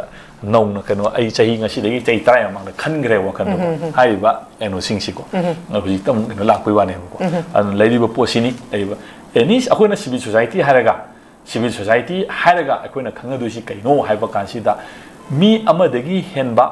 मियोई खरना पुंसलगा आइडिया अमा थ्रो अप तौतारगदी that is a civil society मदुगी सिविल सोसाइटी दु ngaknab ऑर्गेनाइजेशन नत्रगा मदुगी के गवर्न तौनबा थोलप तारगदी मदु सिविल सोसाइटी ऑर्गेनाइजेशन मदुबु रन तौनबा गवर्नेंस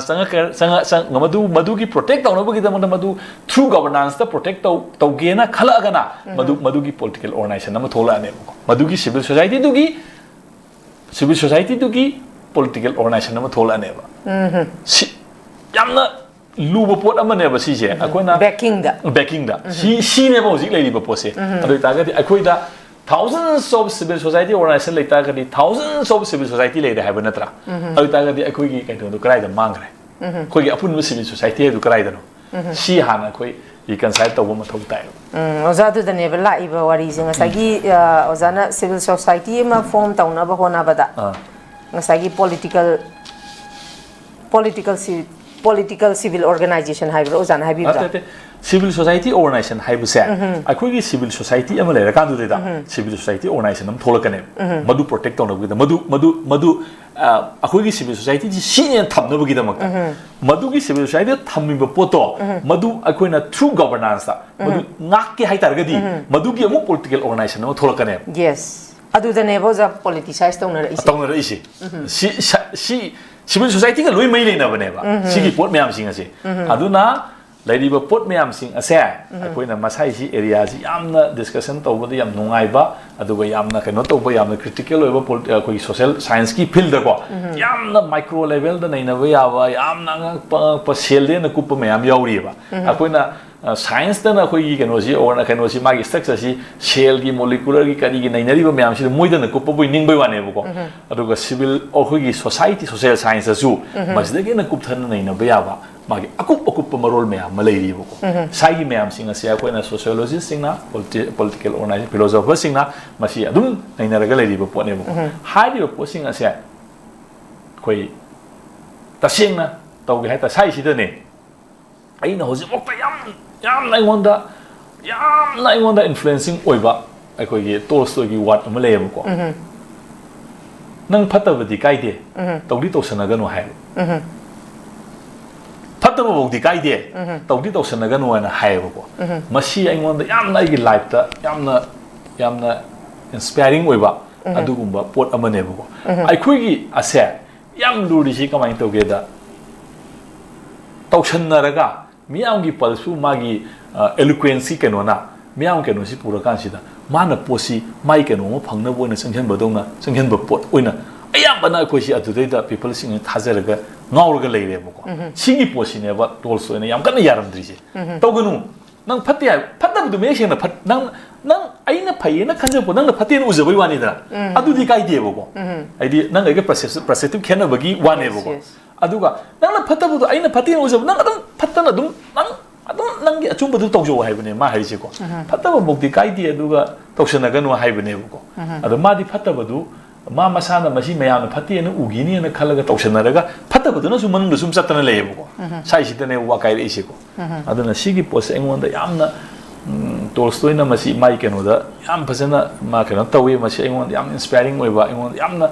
लाइफ सि येंबा कांसिदको ꯑꯩꯅ ꯌꯥꯝꯅ ꯅꯨꯡꯉꯥꯏꯕ ꯍꯥꯏꯇꯥꯔꯦ ꯃꯍꯥꯚꯥꯔꯇꯁꯨ ꯑꯩꯅ ꯌꯦꯡꯕ ꯀꯥꯟꯗ ꯗꯨꯔꯖꯣꯙꯟꯒꯤ ꯀꯦꯔꯦꯛꯇꯔꯁꯦ ꯃꯁꯤ ꯑꯩꯅ ꯌꯥꯝ ꯑꯦꯗꯃꯤꯌꯔ ꯇꯧꯋꯦꯕ ꯃꯥꯗꯤ ꯃꯥꯅ ꯃꯤꯅ ꯐꯒꯦ ꯐꯠꯇꯦ ꯍꯥꯏ ꯑꯌꯨꯛ ꯀꯩ ꯑꯩꯒꯤ ꯇꯧꯐꯝ ꯇꯧꯕꯗꯨ ꯇꯧꯅꯤꯅ ꯑꯗꯨꯝ ꯇꯧꯋꯦꯕꯀꯣ ꯑꯗꯨ ꯇꯥꯏ ꯃꯥ ꯁꯤꯌꯦꯕꯀꯣ ꯃꯥ ꯁꯤꯕꯕꯨ ꯑꯗꯨꯝ ꯁꯤꯌꯦꯕꯀꯣ ꯃꯥ ꯏꯚꯟ ꯃꯍꯥꯚꯥꯔꯠꯀꯤ ꯂꯥꯟꯗ ꯁꯨꯀꯅꯤꯅ ꯃꯥꯒꯤ मासी माइथीनबगीदमक्ता डिजाइन तौबदा यावरिबा माबु अदुने थागतलगा माइ कनो तौरिबा पोसे मसी माना मानदी आइना तौबनेना दुर्योधनसी माना चिंगबनेना माना खल्लेबको सुकनीना माना चपलबीदा चले मा तौदरमनेना बट अदु मागी इंटीग्रिटी दि क्याम साथीना सेंगना चली हाइबा कांदा लानजिगी अरोइबा पंखै योरमदाइ सुकनीना सिदिंगी मरक्ता माना मिहानपुर मयामसी उरकपा कान मसिदा नुंगाइरक्तबदगी मोंगना फाउरकपदगी माना तौरिबा पोसी यारे हसीनाजु मांगबा याबा मांगे ताकबा याबा ताए हाइबा कान असिदैदा माना दुर्योधनदा वाही अमा हाइबको इमा इबुंगो नंग लानसी लोइसलो नंग लानसी माइथीरनी नंग ngambagi पांगल उपाय लेररोय आई मामा चलगा जुदि सिदा मागी लेबाकतो हंदोक्रो अदुगा नंग नसिना नाउ नुसिना पालो हाइदना मान हाइबको अदु दुर्योधनना खुमबो पाउखुमसिनेबा इने याम पेलिसि मामा नंग हंदकी लानसीदा सिहोददि सिररोइद्रा नपुंसिदको आइगी लेरिबा लंबीदुदा चलबने हाइबको हाइदि ngangai चलिबा लंबी से सुकनीना डिजाइन तरुगा चलिबने अखोइना उइयबको बट अरोइबददी दुर्योधनगी मागी लंबी दु चचबने मदुदा पुनिंग थौगनबा नुंगाइनबा कैदौनबा अदुदा हाइबदुना अमनेबको मागेरा लानगेरा whatever my integrity मा अदुम ngaga चलेबको अदाइगी एरिया दुनिदा आइना हाइनिंगिसिको अदुना मी अमगी आई ngasa हाइजरिदो नंगी इंटीग्रिटी अमदी लयो नंगी असेंग अमदी लयो मदु सोइदना मसक थोलकनेबा नंग ओकेरा ओएगा मीना अदुनी अताने हाइननिंगबदो हाइना जसनोबको अदुदी नंगी मीन्स ऑफ सर्वाइवल नेबा सर्वाइवल मीन्स अमनेबको अदुगा नंगी इंटीग्रिटी अमदी करिनि हाइबदुमदी मे खेंना नंग अदुमदी नंग कनोदुदा ससो हाइबवानी दा हाइदि अदुगी दुबोक लेरतरगदी नंगी एक्जिस्टेंस जु लेररोयबो वेरी ट्रू सुई लेररोयबो दु एक्जिस्टेंस अदु अखोइगी पोसी अदाइगी लेवल यौना अखोइ खनबा नैनबा म चंगेबको सिनि आइना ngasiगी डिस्कशन सिगी आवर सिदाइना थमजनिंग लास्ट वइना को लोइसेलकपदा ओजा याम ngasiगी से याम इंटरेस्टिंग वे आइदि ओजा दा इना खंजनिंग से ngसाइगी मियाम गे एक्सपेक्टेशन जे हजुक सी नेशनल पार्टी सिंग सिदगी नाथैरगा खोगी लोकल पार्टी हाइगद्रा रीजनल पार्टी अखोइ आई खोइ स्वाइदा सेमजबा पार्टी सी सपोर्ट तौरगा थागतपगी वाफम सिओरगदी कितंग अवोन बम पोरकद्रा हाइबगी एक्सपेक्टेशन जु लै अदबोजा सी ngसाइगी लेबाक अम सेमबा हाइबसी खोगी नंबर गेम दने हाइबसी मियामना खंगनरीबा अदबु हौजिक लैरिबा खोगी कारिबा मियोइसिंगसु अदुमक मखोइजी अखोइना उजबदा ngसाइगी अखोगी बजेट की आइडिया अखोगी इकोनॉमिकली खरसु बैकवर्ड ओइबा बजेट से आदा सेमगा खोइदी पिथरकपनिना सिगी फिबम सिदा खोइ कनागुम्बा खरदी अमु खोइ रीजनल पार्टी से थोलक कनी हाइबगी थाजबदी लै को हंदकी इलेक्शन सिदा अदुबु नंबर गेम दा लाकदोइनिना लोइनमक थोलक्त्रदी मरी अनि अहुम खक अदुना काबा मतमदा खोइना पामलिबा ओनबसिदे मु ओजा फंगरोयबा सिमदी कइगिनोदा नंबर गेम ता चटपनिना सिसिमा मुग लैरे अददगी सोम द प्रेशर ग्रुप की सोम द सिविल सोसाइटी ऑर्गेनाइजेशन की सु ngसाइ खोगी कहाइनी ngसाइ यूनिवर्सलाइजेशन न ओजाना हाइबदो सिगी पोटसिमा वालगदी सिगी अनि मक्सिना दुम लापसे से लेरप मतमददी मियामना पामलिबा अदगी आइसु इच एंड एवरी इंडिविजुअल सु आई रिथिंक तौरकांदा आइगोंदा आइडिया ऑफ मणिपुर से लेब्रा हाइबसी अहुम सिने बोजा अहुम सिमक से वासलप मतमददी खोइना पामलिबा ngasiगी सॉल्यूशन तंगदु लैता बहानगी नॉर्मल सी रेस्टोर तौबा पामिसे ओजा वाना थोकद्रा हाइबगी चिंगनाबसे चाउना लैसलेबा ओजा करी कमाइन थमिनिगे लोसलपदि थम साइ सिदनी असि अखोइना ngमद्रबको लेप कौरेबा खोंसे लेपगदी असीब कौवेबको असि अखोइना कमाइन तौगे हाइबा कानसिदा मसी अखोइना लाइक तम मतमदा कइनोगी अखोगी लाबारी थेसिस एना मतमेबको द ह्यूमन एनिमल एना मागी लाइक अमलेबको मदुदै द माना कमाइन हाइगे हाइबा कानसिदा मागी थेसिस कमाइन तौगे द अखोइदा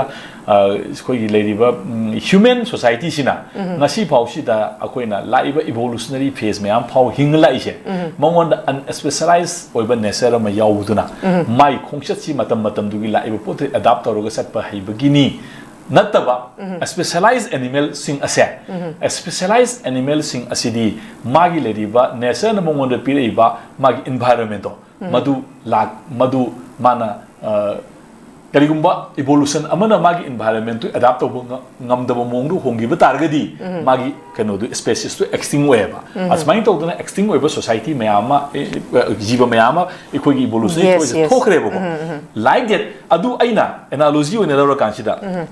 अखोई ह्यूमन सोसाइटी असे अखोई ह्यूमन ओइनादी हिंगगसु मागी सोसाइटी अमा अखोइना एस्टैब्लिश तौरेन खलसी नेशन अमा एस्टैब्लिश तौरेन खलसी अखोइना मतम मतमगी लाइबा मागी अहोंगबा मयामसिंग असिदा अगी ग्रुप तुना अगी नेशन दुना मदुगी पोतु डिफेंस तौर थेंगनरगा मदुगी केनोदु थेंगनरगा सत्पंग महोद्रगदी अगी ग्रुप तो दुम मसाना एक्सटिंग वेबा ताबनेबा दिस इज नेचुरल कोज नत्रा अखोइना मदु कमाइन थेंगनगदगी हाइबदा इसादी याउजुबा पोटनेबा आई इसाना मदु सिनबा ngमददा मुसेगिबा अदुदी अगी रेस्पोंसिबिलिटी ने कनागी ताइनदी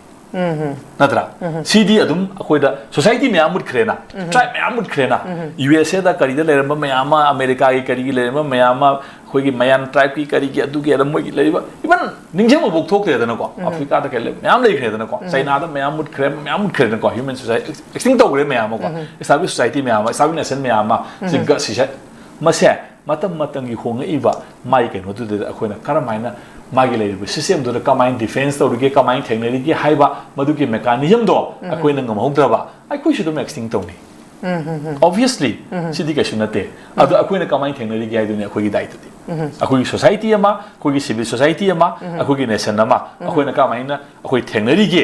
अवोनबा लाइबा मरक्सिदा हाइबदुदी मदुगी नेशन दु सागलिबा मदुगी सोसाइटी दु सागलिबा जारोइबा वहांगम तंगाई खांगजाउगे ngसागी अखोइजी बांग्लादेश की नेपाल की इशू उग्रे को होय सिदा अखोइगी नेपाल दा इहौ हौरगा मियोय 76 लई अखोइ असिना थोखरकांदा अखोइ मोय अनौबा यामना यंग एंड डायनामिक ओइबा अखोइगी अवोनबा रिजिम म पुरा ओलेबा होय मुखोइगी पीपल हाइतारे सिंगदुगा अने बुखचरीब वाहंसे ओजा रिवोल्यूशन याम पाम्बै वा नतेको हाइदी सोल्यूशन जे सुम फंगक्तरमनिना खलइनेबा अदुइ बतागदी मखोइगिदुना खंगहौदना मदुगुंबा रिवोल्यूशन अमा हौरक अगा रिजिम अमा ओनगीबा अखोइगिसु तसेंबै हारगदी हजिक लैरिबा मयाम लापसेस मयाम से येंगरगदी उजा कोइसु रिजिम चेंज तौबनेबा दरकार लैरिसि अदुइ तागदी मखोइगी दुदंग मखोइ ngमद्रिसि कइगिनो जा कोइगो मोगो खेनाबो खर लेय अखोइना बांग्लादेश ओइना अखोइ नेपाल ओइना उबो यारो से अखोइ नेपाल एंड बांग्लादेश कंपेयर तौगे हाइतागदी एज ए इंडियन स्टेट से अखोइना येंग बताबनेबा मानदि मोदि इंडिपेंडेंट कंट्री अमनेबा मोदि इंडिपेंडेंट लेबाक तुगी ओनजबनेबा यस यस अखोइ सिदी यूनियन ऑफ स्टेट्स नेबो अखोइ स्टेट कक्सिदा अदुइ कंट्री कंपेयर तौबो यारो से समना हाकांदा इंडिया पुनो ओननबना अखोइगी इंडिया पुनमक्ता रिवोल्यूशन तौगिबसी अखोइगी जेपी नारायण की तौग्रेको सोशलिस्ट मूवमेंट अदु इंडिया की कनो सिदेदा माय सोशलिस्ट कंटेंट हापसनग्रे लाइक दैट नेक्स्ट मूवमेंट ना कम्युनिस्ट रिजिम अमा लाक्नबगिदमक्ता मूवमेंट तौग्रे मूवमेंट तौरी चथरी अदु होजि मोय मोयगी सर्वाइवलिटी सि वाले ngमक्त्रेबको मोय मुथलनि हाइबगी इशूदा लाखरेबको अदुमाइ तौदना एज अ होल इंडिया अमा ओइना अखोइना मागी लेरिबा पोट म्याम स्ट्रक्चरली चेंज तौबा ngमगदरा ngमोइदरा हाइबसिना अदागी वाहंगदुगा मै लेनेबा हाइबा इशू सिदी कोई मणिपुर खक्तगी फेनोमेन मै लेने रोयबा मरमदी मणिपुर की दा तो मै थाजु थाग्रे ने असेंबली मै थाग्रे ना मणिपुर के हौदना अदी स्पीकर की खुमंग तो खुम यालगा सकरे एमएलए मै तंखायम साखरे ना अदा होई सिदा कैदो ngमगे ने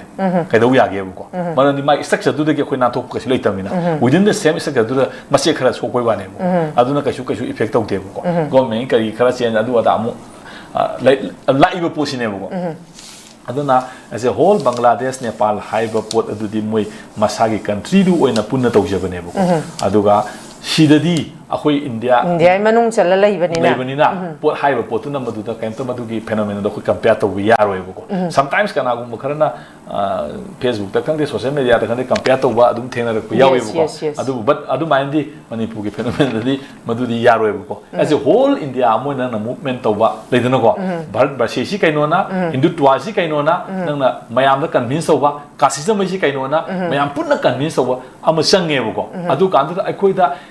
within the framework of the India da structurally inclusive colonial practice tawrise kan mong hai che throughout India convince on mam sangeba adu kandu da potu oineba adu natragadi akhoi asai ba posi yaroeba ko adu India gi people leriba sina madu gi potu da thajabasi kyam wangna leire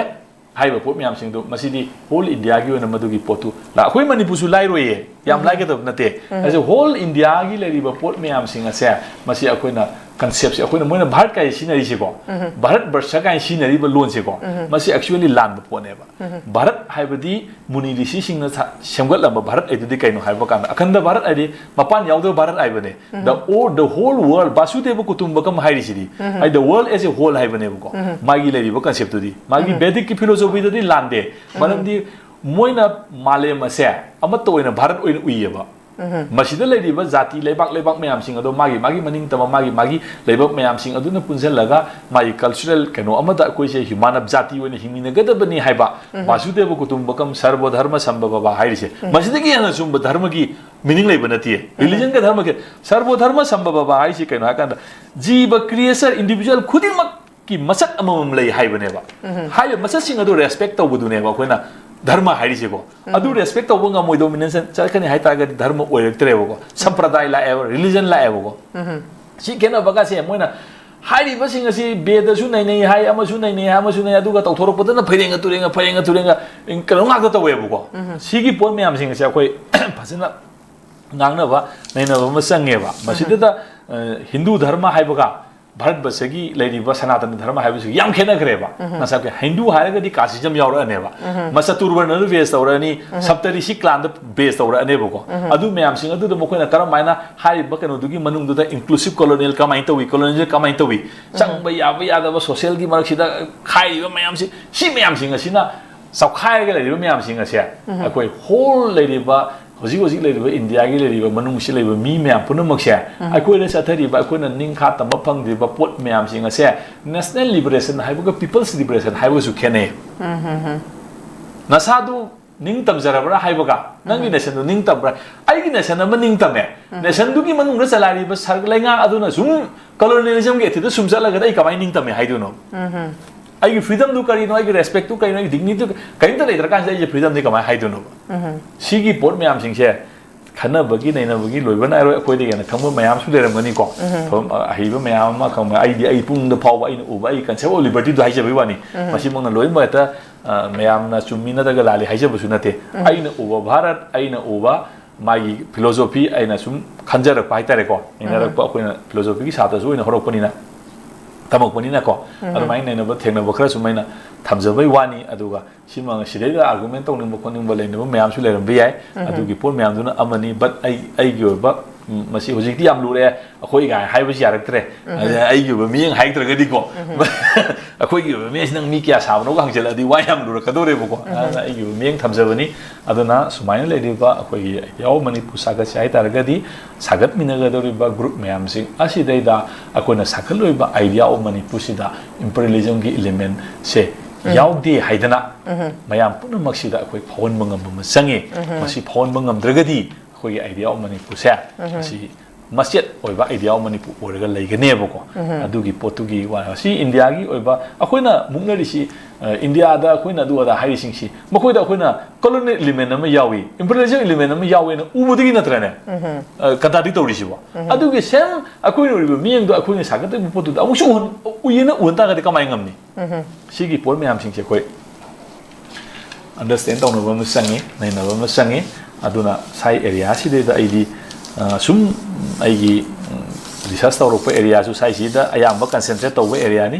democracy दा research तौरपगी को philosophy दा इसाजु छात्र दु philosophy तौपै कैगी सुम याइ lemon सुम हौगपु दु काय काय दना मरि मरि या मसत खरे को यमनि केनोमा मसि केनोसि मै तौनो तौनो को सोयंगाम यावरसु मयामना सुम खितंग केनो तौजबनेना सुम खनबिरा कानसिदेदा दुई केनो दु मै मयामदा थमजरी आइना इसमाइ थमजरी okay thank you very much याम नुंगाइजे हजागी अचिनबा ममल यामलबा मतम खरा खजिक्तंग काइथोकपिदुना मसिगी अयुकी खना नैनबसिदा ओजाना ꯁꯥꯒꯤ ꯑꯣꯏꯕ ꯋꯥꯔꯣꯜ ꯀꯌꯥ ꯑꯃ ꯊꯝꯕꯤꯕꯒꯤꯗꯃꯛꯇ ꯍꯟꯅ ꯅꯣꯔꯠ ꯏꯁ ꯋꯤꯟꯗꯣꯒꯤ ꯃꯥꯏꯀꯩꯗꯒꯤ ꯑꯣꯖꯥꯕꯨ ꯊꯥꯒꯠꯄ ꯐꯣꯡꯗꯣꯛꯆꯔꯤ ꯂꯣꯏꯅꯅ ꯃꯤꯠꯌꯦꯡ ꯇꯥꯕꯤꯔꯤꯕ ꯈ꯭ꯋꯥꯏ ꯄꯨꯝꯅꯃꯛꯀꯤ ꯃꯐꯝꯗꯒꯤ ꯉꯁꯤꯒꯤ ꯑꯣꯏꯅꯗꯤ ꯑꯩꯈꯣꯏꯒꯤ ꯑꯌꯨꯛꯀꯤ ꯈꯟꯅ ꯅꯩꯅꯕꯁꯤ ꯃꯇꯥꯡ ꯑꯁꯤꯗ ꯂꯣꯏꯁꯤꯟꯖꯕꯒꯤ ꯑꯌꯥꯕꯗꯨ ꯂꯧꯖꯕ ꯂꯣꯏꯅꯅ ꯀꯥꯏꯅꯅꯕꯒꯤ ꯌꯥꯊꯪ ꯅꯤꯖꯔꯤ ꯄꯤꯅꯕꯤꯔꯁꯤ ꯍꯦꯞ ꯑ ꯒꯨꯗ ꯗꯦ ꯍꯛꯆꯥꯡ ꯐꯅ ꯊꯝꯒꯦ ꯍꯥꯏꯔꯕꯗꯤ ꯏꯔꯝꯗꯝ ꯑꯁꯤꯃꯛꯇꯗ ꯂꯩꯕ ꯈ꯭ꯋꯥꯏꯗꯒꯤ ꯐꯔꯕ ꯍꯣꯁꯄꯤꯇꯥꯜꯁꯤꯡꯒꯤ ꯃꯅꯨꯡꯗ ꯑꯃ ꯑꯣꯏꯔꯤꯕ ꯕꯕꯤꯅꯥ ꯍꯣꯁꯄꯤꯇꯥꯜ ꯂꯩꯖꯔꯤ ꯃꯐꯝ ꯑꯁꯤꯗ ꯊꯥꯖꯕ ꯌꯥꯔꯕ ꯑꯃꯗꯤ ꯁꯦꯜ ꯌꯥꯝꯅ ꯆꯪꯗꯅ ꯁ꯭ꯄꯦꯁꯤꯌꯦꯜꯇꯤ ꯀꯨꯟ ꯍꯦꯟꯕꯗ ꯑꯅꯥ ꯂꯥꯌꯦꯡꯕꯒꯤ ꯈꯨꯗꯣꯡꯆꯥꯕ ꯄꯤꯖꯔꯤ ꯄꯦꯗꯤꯌꯥꯇ꯭ꯔꯤꯛꯁ ꯀꯥꯔꯗꯤꯑꯣꯂꯣꯖꯤ ꯀꯣꯁꯃꯦꯇꯤꯛ ꯁꯔꯖꯔꯤ ꯑꯃꯗꯤ ꯁ꯭ꯄꯦꯁꯤꯌꯦꯂꯤꯇꯤ ꯃꯈꯜ ꯃꯈꯥ ꯀꯌꯥꯗ ꯑꯩꯈꯣꯏꯒꯤ ꯁ꯭ꯄꯦꯁꯤꯌꯦꯂꯤꯁꯠꯁꯤꯡꯅ ꯃꯔꯤꯛ ꯆꯨꯝꯅ ꯊꯋꯥꯏ ꯍꯛꯆꯥꯡ ꯌꯥꯎꯅ ꯂꯥꯌꯦꯡꯖꯔꯤ ꯑꯗꯨꯅ ꯁ꯭ꯇꯦꯠ ꯋꯥꯡꯃꯗ ꯅꯣꯔꯠ ꯏꯁ ꯋꯤꯟꯗꯣ ꯃꯤꯠꯌꯦꯡ ꯇꯥꯕꯤꯔꯤꯕ ꯃꯌꯥꯝ ꯄꯨꯝꯅꯃꯛꯄꯨ ꯇꯔꯥꯝꯅ ꯑꯣꯛꯆꯔꯤ ꯍꯧꯖꯤꯛ ꯃꯄꯥꯟ ꯂꯝꯒꯤ ꯊꯕꯛꯀꯤ ꯄꯥꯎ ꯄꯤꯖꯔꯤ ꯑꯍꯥꯟꯕꯗ ꯑꯊꯨꯕꯒꯤ ꯑꯣꯏꯅ ꯗꯨꯕꯥꯏꯒꯤ ꯋꯦꯌꯔꯍꯥꯎꯁ ꯋꯥꯔꯀꯔꯒꯤ ꯊꯕꯛ ꯀꯧꯔꯤ ꯍꯥꯏꯔꯤꯕ ꯊꯕꯛ ꯑꯁꯤ ꯑꯦꯄ꯭ꯂꯥꯏ ꯇꯧꯕꯤꯅꯤꯡꯕ ꯃꯤꯑꯣꯏꯁꯤꯡꯅ ꯄ꯭ꯔꯖꯦꯟꯇꯦꯕꯜ ꯑꯦꯟड ꯒꯨꯗ ꯀꯝꯃ꯭ꯌꯨꯅꯤꯀꯦꯁꯟ ꯁ꯭ꯀꯤꯜ ꯂꯩꯕꯇ ꯅꯠꯇꯅ ꯃꯁꯥꯒꯤ ꯆꯍꯤ 12ꯗꯒꯤꯅ 38 ꯐꯥꯎꯕꯗ ꯂꯩꯕ ꯑꯣꯏꯕꯤꯒꯗꯕꯅꯤ ꯍꯥꯏꯔꯤꯕ ꯊꯕꯛ ꯑꯁꯤꯒꯤ ꯄꯤꯖꯔꯤꯕ ꯈꯨꯗꯣꯡꯆꯥꯕꯁꯤꯡ ꯑꯗꯨꯗꯤ per day 12 hours duty hours oijagani per week ta 6 days duty oijagani 2 years work visa pijagani loinana accommodation and transportation pijabata natana medical and insurance su pijagani hairiba thabak asigi thagi oiba salary lising kuntare tagi haujagani ani subada United Arab Emirates ke driver ki thabak kauri hairiba thabak asi apply to winning ba miyosingna Indian car license ka loinana Gulf ki license leiba oigadabani amasung basic English communication leigadabani